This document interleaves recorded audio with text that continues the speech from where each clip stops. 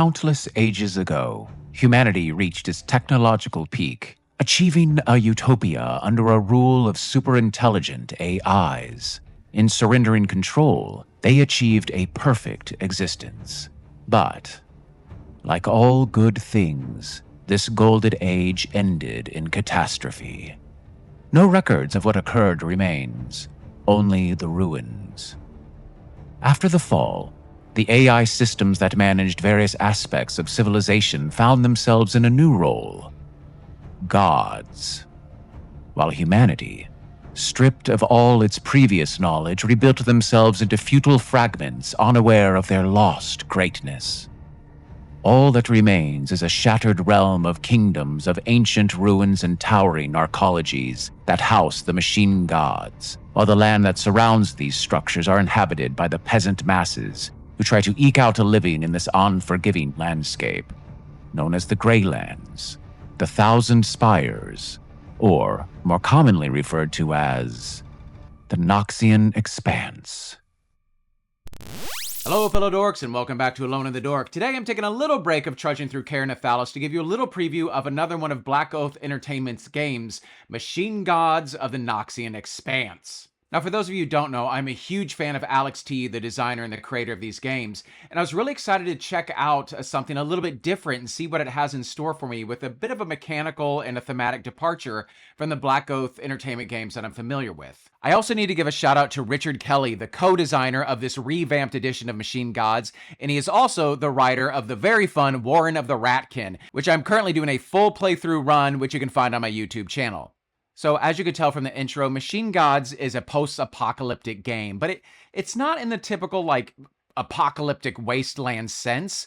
This is more of kind of like a fallen, very hyper-tech civilization has just some catastrophe has happened and humanity has survived, but they've completely lost all of their knowledge because they already handed over to the machines. And they find themselves in this new dark age where technology persists, but to the ignorant populace, it is indistinguishable from magic.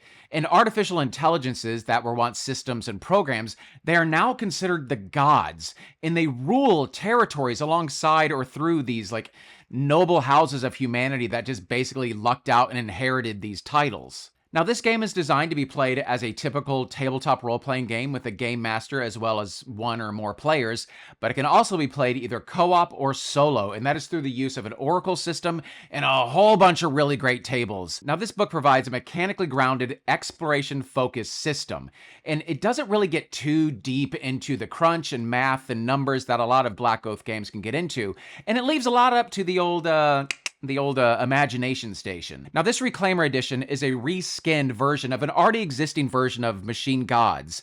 And what they did is they kind of revamped it using the rules from Mörk Borg. So it seems to be a really, really rules-light system to immediately jump into. Now, some of you may have noticed that I just said seems, like you don't know? No, actually, I don't. I know people love Mörk Borg, but I've never played it. I'm sorry. Also, this game does utilize like an oracle system, which I've never used before. And it's basically when you have decisions come up, you roll a dice and it kind of tells you like what the result will be. It's like, do you think there'll be goblins in this fortress? You roll a dice and it'll tell you if it's likely or not. Little asterisks. I had a yes or no question I needed to answer for one of my streams I was previously running for Blackoath Entertainment, and I did roll on one of Alex T's already existing oracles for a simple yes or no question. I could have flipped a coin, but I thought it'd be fun to use that, so I have a feeling how it's going to go. Also, another little fun fact, I like gothic horror and fantasy, so I think I've only ever played one futuristic post-apocalyptic game, so this really isn't my jam. Now, with all of these little caveats, you're probably thinking, wow, you are a terrible person to be doing a preview of this, and yeah, you're probably right. But I would rebuttal with that saying I'm probably a great person to do a preview of this because one, this is a whole new rule set for me with a theme that I don't know that much about and I'm not really incredibly drawn to it. So I would say I'm a great person to review this because I'm pretty unbiased. Actually, I'm leaning away from biases and I'll be like, yeah, I don't like it. It's not for me. So we'll find out. I have a feeling I'll like it. Now, if you do know Mörk Borg, I'm assuming you're going to pick this rule system up very, very quickly. It's not all that complicated if you don't know it. I believe the only new mechanic, if you are familiar with like the core system, is the usage dice system, which thankfully is something that I do know. Blackoath Entertainment likes to use this system a lot. Alex T does in a lot of his games. And it's actually a pretty clever system. There is a series of dice that you start with. There's a starting value. So let's just say you start with a D8. When you use up that D8, you go to a D6. When you use up that D6, you go down to a D4. And this can be allocated to represent a myriad of things. It could be the amount of arrows in your quiver. It could be a clock ticking, basically. And how you know when you move to the next set of dice is if you roll a 1 or a 2. So when certain circumstances call for it, you roll on the specified dice and see if you roll a 1 or a 2. If you do, you downgrade it. Now, if this is like your armor or something like that, you can get back to camp and you can kind of upgrade it back up to its initial starting value. But if it's like a clock, basically, that's just going to keep on running down until you roll that 1 or a 2 on a D4. And that's the usage dice system. Again, Blackoath uses this in a lot of games. I'm sure I explained it poorly, but it really is a really clever and very simple system to use. Now, for those of you who don't know how Mörk Borg works, I'm just going to give you the very quick gist, and it is pretty quick. You are basically just trying to reach a difficulty rating or a target number or a difficulty class. Basically, you are rolling a 1d20, which is a 20-sided dice. You're adding one modifier to it. You only have basically 4 of them, and you see if the result equals or exceeds that value. So let's just say that you have like a crossbow. I don't even know if there's crossbows in this game, but let's say you have one. So you would be using your agility. And let's say that your the enemy you're up against, they have a DR, they're like armor, how hard it is to hit them, of 12. So your agility is a 2, and you want to hit your enemy, the difficulty rating is a 12. So you're going to roll a 1d20, and you're going to add that 2 because that is your agility. If you're attacking them with a sword, you would add your strength bonus. And you want to hit that difficulty rating or exceed it. I think that's basically the core mechanic of the game. Now, this game doesn't have traditional leveling. It's more kind of like on milestones when you hit specific character advancements in your personal quest or your personal story. That's when you kind of like level up a bit. And man, do you start squishy. We're about to build our character here in a second, and I am terrified of how squishy I'm going to be. Finally, something that I find really kind of interesting is, unlike a lot of the role-playing games I've played, or especially the solo ttrpgs, there seems to be an ending. I think it'll take a while to get there, because the game goes through like a period of ages or aeons or eras or something like that, epochs, I don't know what it is. When you hit like 7 of them, the world and the game just end. It stops. There is a countdown to the inevitable ruin of your character and probably the world as we know it, which strikes a little close to home. Okay, on that happy note, let's try to make a character. Okay, and like I said, we are squishy, and here we start rolling our dice. We have 4 basically main abilities, and that is agility, which is running, jumping, climbing trees, shooting things. You have presence, which is kind of like your intelligence, your magic ability, your charisma. It's just your being, basically. On top of that is strength, which is like lifting and attacking things. Then you have your toughness, which is like your endurance and your survival capabilities, and hit points as well. That's how that all helps out. So you can see right here, the basic stat line. We roll really crappy numbers for this. So we start with a D2 minus 1. Let's give the D12 some love. So we will say that a 1 through 6 is a 1, and then a 7 through 12 is a 2. And that is why no one likes you, D12. Go away. That is a 1. Now, we can assign these values wherever we want to put them. I'm just kind of throwing them down kind of haphazardly. Our next one is a D2. Let's give the D10 some love. A 6 or above is a 2. Okay, that's another 1. Off to a great start. So this next one could be our best score. This is going to be a D4 minus 1. A 2. Look at us go. We are heroes. So like I said, you're pretty squishy in this game. So let's give us a 2. And then finally, a D4 minus 3. Now this could go real bad real fast. This could go negative. That's a 4. Yay! I was like, that thing is going to reroll because that is a cocked dice. But nonetheless, I am taking that. That ended up being, I'm so excited. It's a freaking 1, but I will take that. We have no negatives, and I think that's a victory in and of itself. So We have something that we're decent at, quite good at, and then we have other things that we're still okay at. I am such a scaredy cat. If anyone's ever seen any of my videos, I'm always scared. So I always want like extra toughness, like especially in this game, we add this to our hit points. So I just want to be strong. So I think I may give us the toughness there. We roll a 1d8 and then we add a 2 because of our toughness to our hit points. And I could roll a 1. It is well within my power to do so. So I think I'm going to go with our toughness, which is just our enduring, struggling with withstanding the environment and surviving. And again, this is a survival game. It is an exploratory game. So I think that's going to be pushed a lot. Beyond that, everything else would just be a 1. And I'm kind of fine with that. So, all right, let's keep on moving on. Those are our abilities. Calculate your hit points. Here we go. Roll a d8. All right, big bucks, big bucks, big bucks, and stop. Wow. Okay, that's a 6. I have 8 health. I think that is freaking fantastic. I'm happily going to take those 8 health. Thank you. So that is our max health, and we do start at full health in this game. That's nice of it. Parrying capacity is our strength plus 8, which is a 9. And then we have omens. Do we roll for omens? Now, omens are pretty cool, and omens do a lot.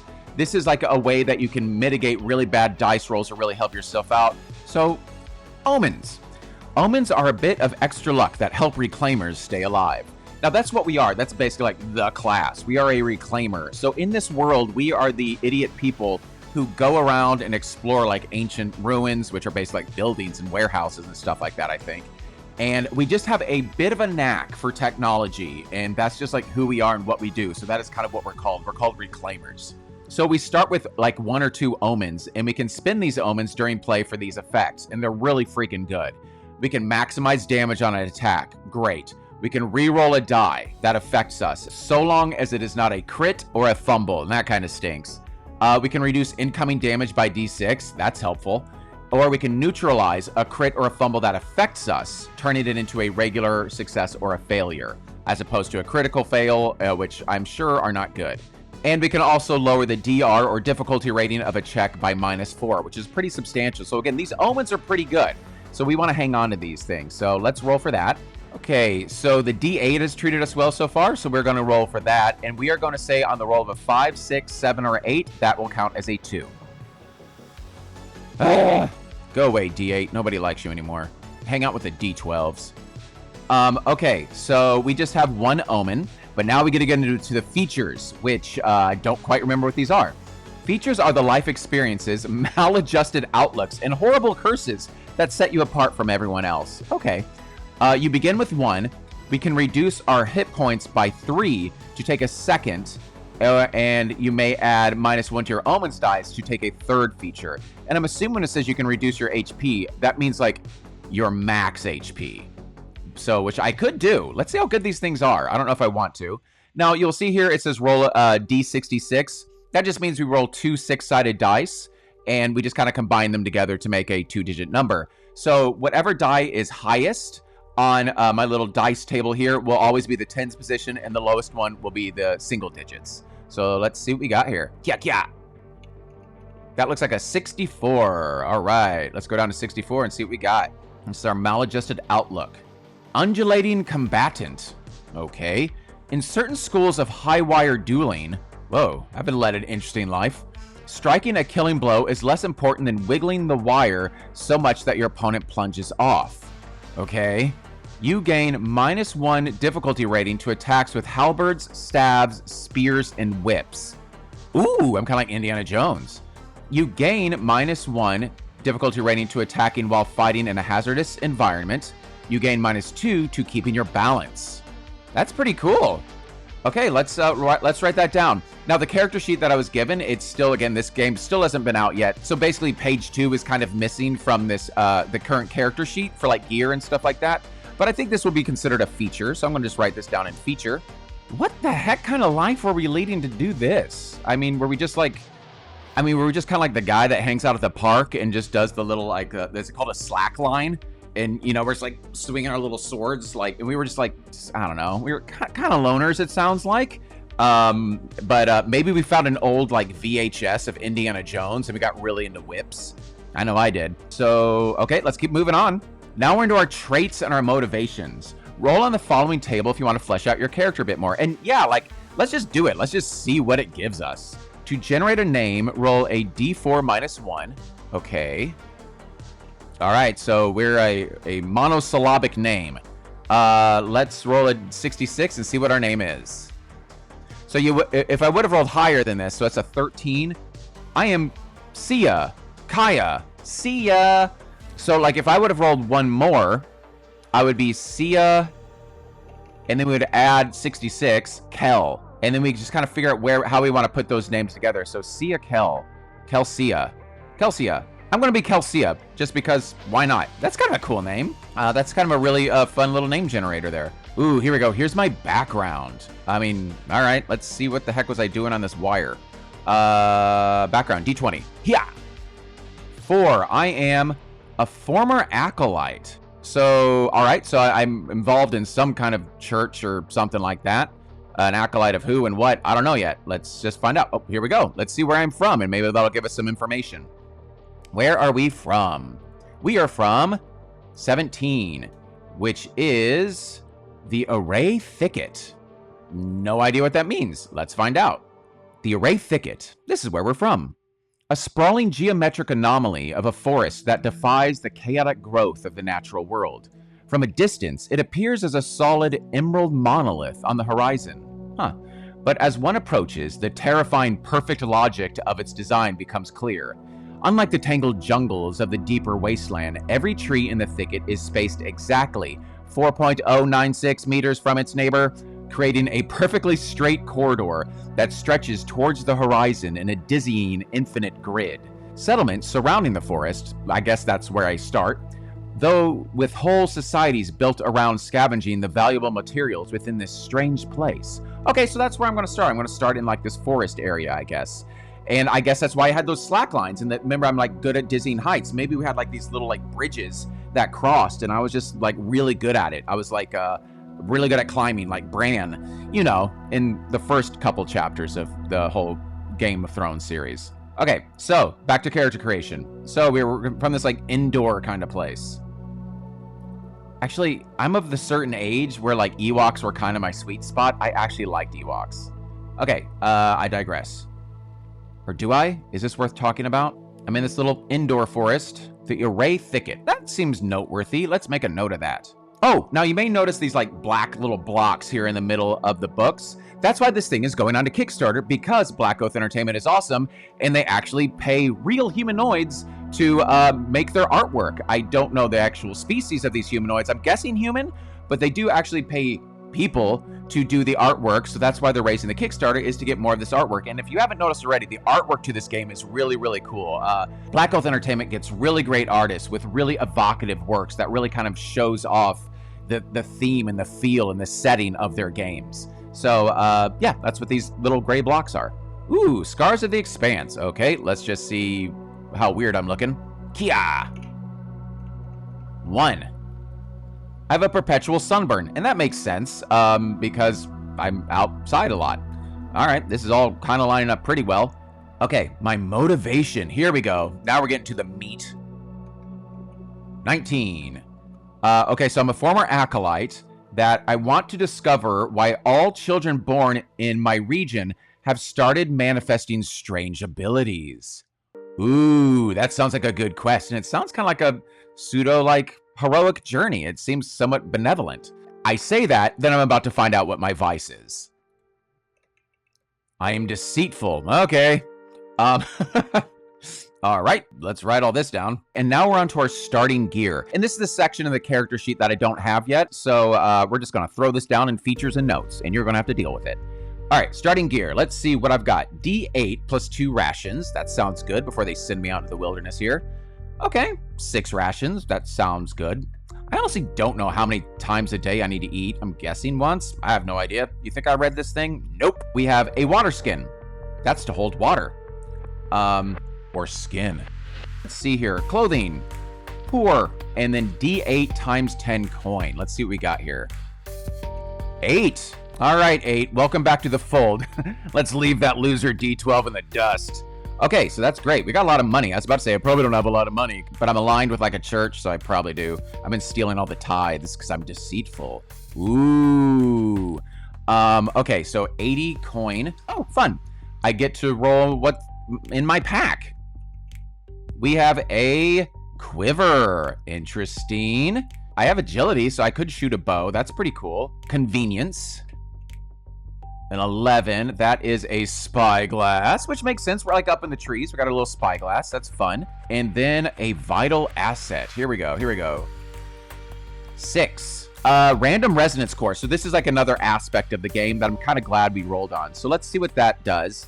So here we go, resonations. And this is kind of like, I think kind of like the magic. It's actually like electrical, but I think it's kind of like the magic in our world. Ancient technology is powered by a form of energy that was commonplace during the age of technology, but the knowledge of how it all works has been lost. This energy is known as resonance, and it's an ethereal force that can be stored and transferred between devices. It interacts with the user's will and intent, much like magic in the stories of yore. Resonance is derived from the ambient energy in the environment, such as electromagnetic fields, ley lines, and other natural sources. Locals gather these currents passively through trinkets and capacitors dangling from their body, and then turn the gathered energies into powerful resonations. So I'm guessing with this, like, I guess it's like some kind of sun god, like Apollo or something, maybe we were worshiping. And I'm just walking around with a bunch of like little like solar panels on me, not really knowing that that's what they're doing, but I think that's just a way of like worshiping the god. But when in fact, it's just pulling in the energy from the sun. So I'm going to go with that currently. And I have this sunburn because I'm always out there. Like, maybe that's why I quit the freaking religions, because I'm slowly like getting skin cancer or something, because I'm always out in the freaking sun with mirrors all over me, just reflecting light over me, which is why I have this perpetual sunburn. No wonder the kids are starting to like develop strange abilities. Invoking a resonation requires a presence check, which I have a +1. On a failure, the invocation attempt is wasted. The resonation doesn't work, and I take D2 damage that bypasses armor and a splitting feedback headache. Eek. Okay. I can only invoke this D4 plus my presence a day, so at least 2 times a day. All right, let's see what resonation I have. So far, so good. Liking my little Caesia or whatever his name is. Calcium. What's his name? What is his name? Kelsia. All right, 15. I have negate energy. I like the sound of that. Again, I'm scared of being squishy, so I'm happy to not get hurt. By selecting a different casual branch, you pick a future in which a wound never occurred. Oh, cool. I can kind of manipulate time a little bit. Touched target. So if I get a friend, I can do this. It's not just myself. Touched target recovers D6 +1 HP and is cured of all secondary effects from a wound inflicted in the last 10 minutes. Your target may also spend any number of omens to recover a further D6 +3. Holy crap, that is huge. I am happily taking this. So this is a little tricky for 2 reasons. 1, I only have a 50% chance of this working, or I could just hurt myself. 2, these cores break. So I feel like in the back of my head, when you use this, you utilize the usage die, which I talked about earlier. So let's go back to the cores here, the resonance cores. Resonance cores are hardy, but they can burn out. Each core has a D6 usage die. And at the end of any combat or situation where the core was used, you roll its usage die. If the die is fully depleted, the core burns out and falls dead. Ooh, okay. So limited time. So again, how the usage die would work, I'm starting at a D6. Every time I use this thing, I roll a 6-sided dice.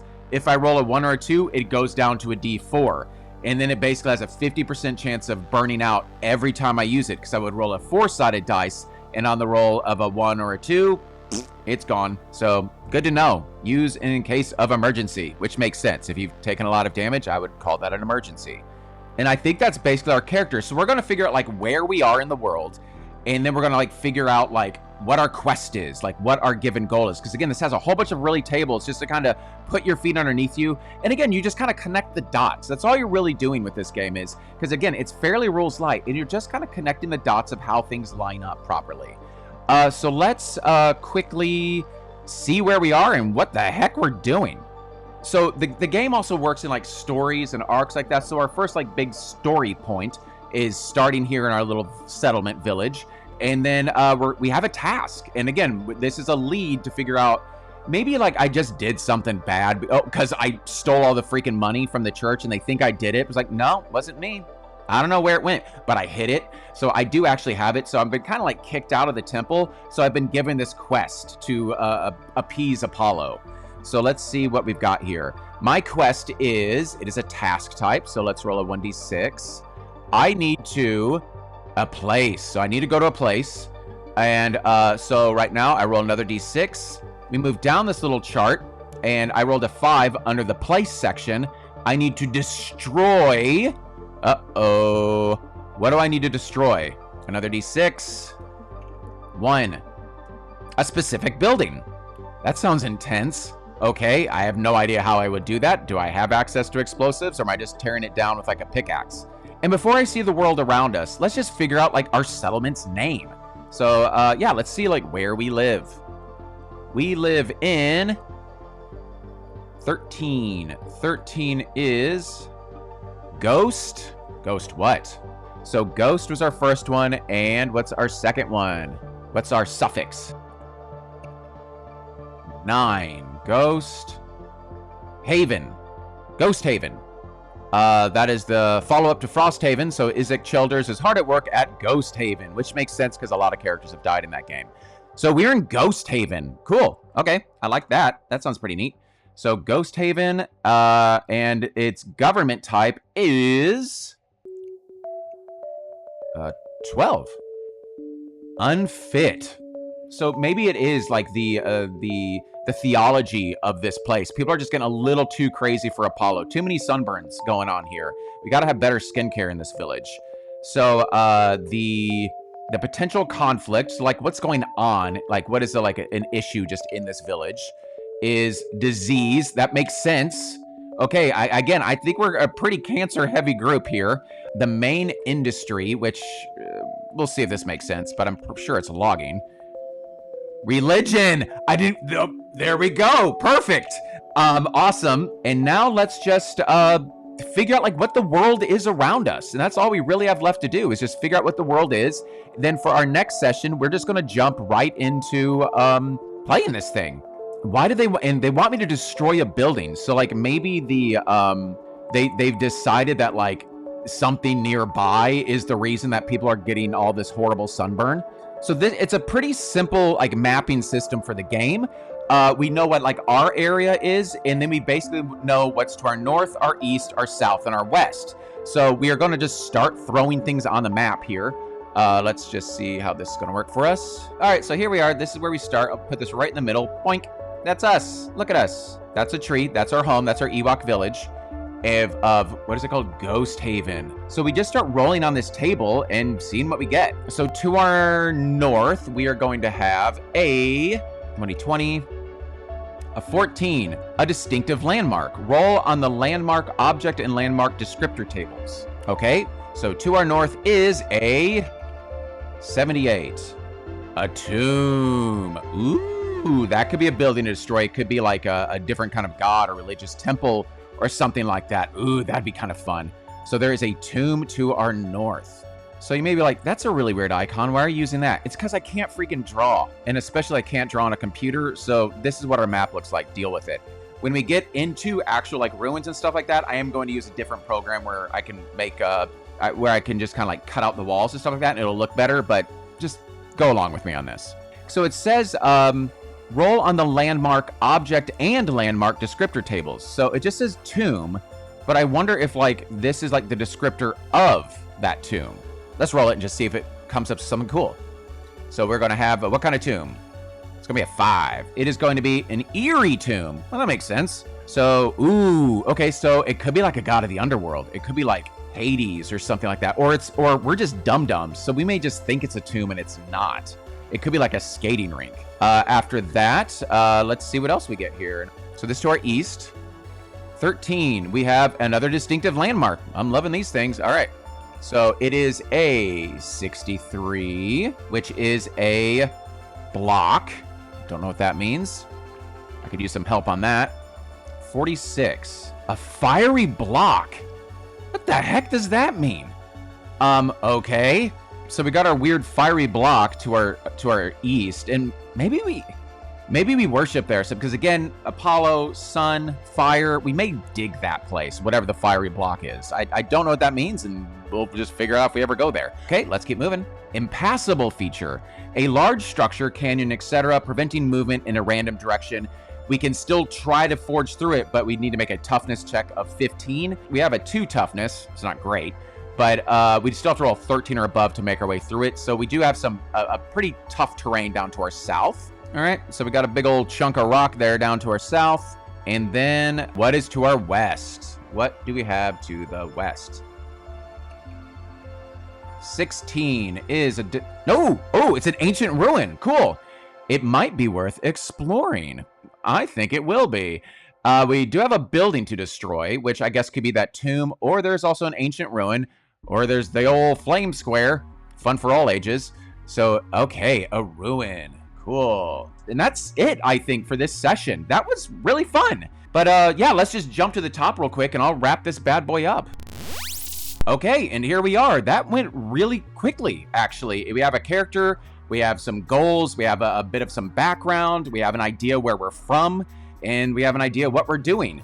But we also have no idea what we're doing.